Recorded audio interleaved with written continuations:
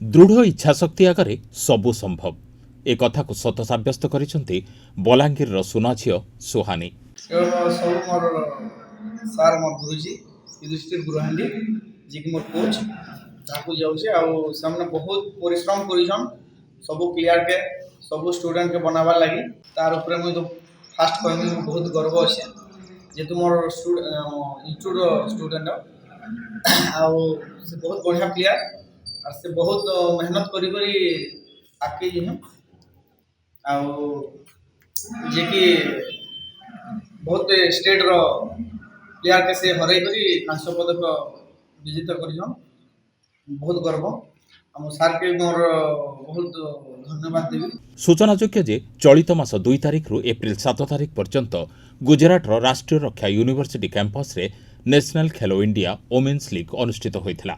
एथिरे देशर विभिन्न राज्यरू प्राय 430 प्रतियोगी अंशग्रहण करथिले। सेही प्रतियोगितारे ओडिशा दल सहित बलांगीररू सुहानी गुरहांडी एक कांस्य पदक जितिबारे सक्षम होइछन्ते। Bureau report Swadhikar news.